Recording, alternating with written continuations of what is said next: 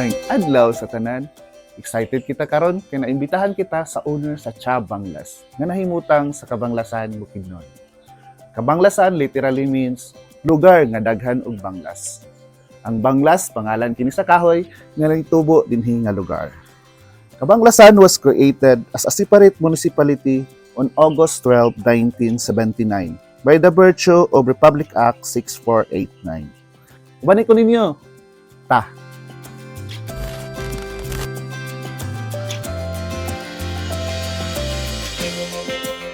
Ako atong pasalamat karon kay naimbitahan ta sa mga business entrepreneur dinhi sa Kabanglasan. Atong mahibalan karon ang istorya sa ilahang negosyo. Ato sang matilawan ang mga lamian nila nga food, beverages na ilahang gi-prepare para sa ato.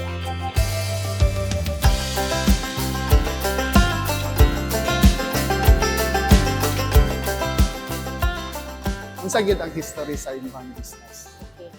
So, Cha Banglas Cafe started selling home-based milk tea in the year 2020. So, at that time, na-realize na ako nga unsa may best ngalan kaha sa ako ang mga milk tea products. So, naka-decide ko nga himuon siyang Cha Banglas with the letter T, S, A. So, after 4 months of selling milk teas, so nara ko sa balay that time, then nakita na ko nga very in demand kay siya.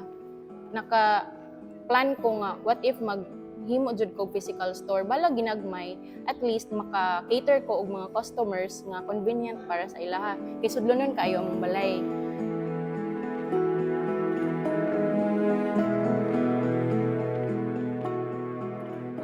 Nangita ako og area nga asa kong pwede mag-start, manang diri jud ko nakakita sa food court.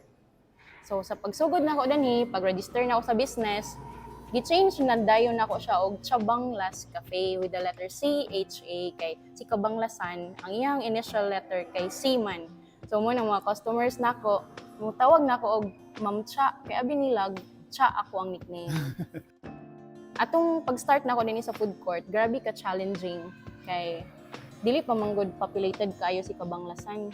Dayon kanang ang area kay medyo mingaw gyud, pero kanang palahutayay man gud ning business. Ang business sayon kayo siya sugdan, pero ang challenge dia is kanang mulahutay jud ka. So mao to, from milk teas ni evolve din siya daghan na pagyud kayo ng mga products na nami karoy iced coffee, shakes, lemonade, fruit tea, and mga variety of foods like pizza, burger, fries, and siomai.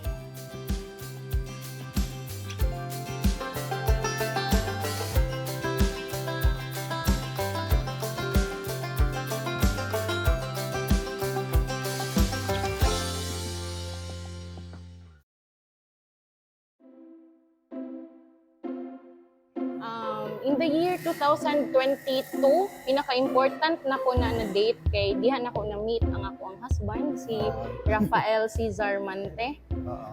He's a graduate of Bachelor of Science in Food Technology. So bagay gid kay sa imong negosyo na partner mo ni ma'am. Murag gituyo jud nga na, sir. Muna agad kay background pod about business sir or mga food na business. Yes, sir. Mga nag-start po kog kaning calamansi juice making. So, kana medyo na ko yung knowledge sa food processing, especially aning mga juices. So, kana makaingon ko na naka-put up po ko gamay pod na business kay order system na to sa on. So, mga canteens, mahinga na ra. Unsa kay kabay profession ma'am? Actually, I'm a nurse. I'm a registered nurse. Sometimes kuan ko on-call nurse ko sa mga uban institutions, pero regularly na ako dinhi sa akong business, among small business. So nganong nauna-unaan gid nimo nga kani nga business ang imuhang i-establish mo? Kanang atong college pa ko, milk tea lover kaayo ko. Or 2019 ata to.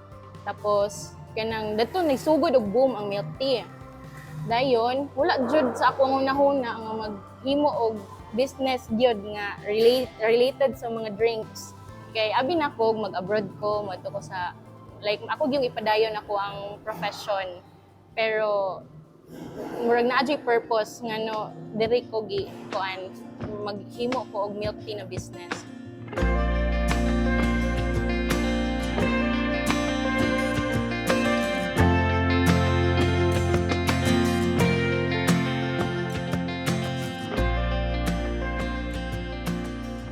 Well, para sa ako, ang Chabanglas is a unique business siya kay imagine nag-evolve yun siya from milk tea lang tapos karon nag-ice coffee nami and natay variety of snacks from pizzas, padulong burgers, fries, siomais, dagan yung pagpilian ng tao. And sa mua yun is dili na mo gina-compromise ang food safety kay dapat isalang-alang yun ang atong safety sa atong mga customers and kuhaan yun na mo ang quality over quantity. So para mo balik-balik atong customer service dapat quality yun atong ihatag nila.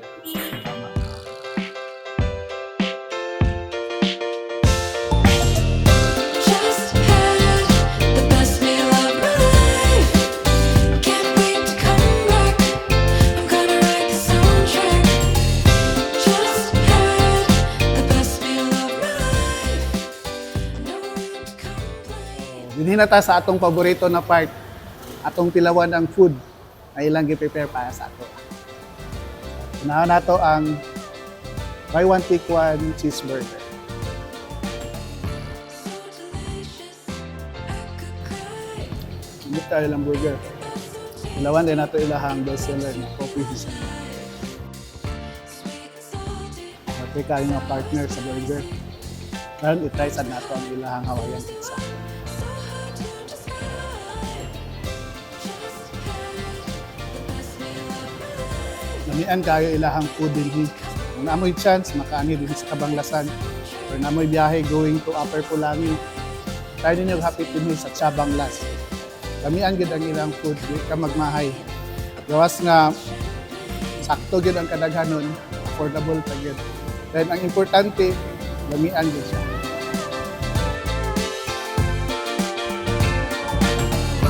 You just need to pick me up next time you're feeling down. When I see them wrap it up, it's the best damn place in town. It takes you on a journey when you're eating the delicious. Ang operating hours nato dinhi sir, ug unsa gid ang location din. Once again, I'm inviting everyone to come and visit Chabanglas Cafe. Located me diri sa food court, Poblacion, Purok G's, Cabanglasan, just in front of Cabanglasan Public Terminal. So ako silang gina-invite na i-try ang amuang mga products namo, especially ang mga beverages ranging from milk teas, shakes, lemonade, and iced coffee, and a variety of snacks. Na may mga snacks din, mga pizza. I-check lang ninyo. And ang among operating hours is from 8 a.m. Every day ni siya, 8 a.m. to 5:30 p.m. So we are inviting everyone na mag-try sa among mga drinks, especially katong gustong magpabugnaw. Kay ang atong mga drinks dani kay very affordable at a reasonable price. Visit Chabanglas Cafe. Drink now and get drunk to sweeter moments.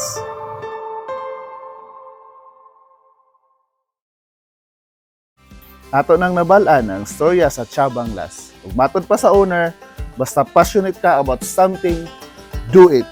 As long as you follow your heart's deepest desire, it will lead you to become the better version of yourself. Kung gusto pa mo, daghan pang mga istorya, palihog, follow ang among Facebook page ug ang among IG account ug subscribe na sa among YouTube channel, Carlit's Stories. Ubanin pa ko ninyo. Pa.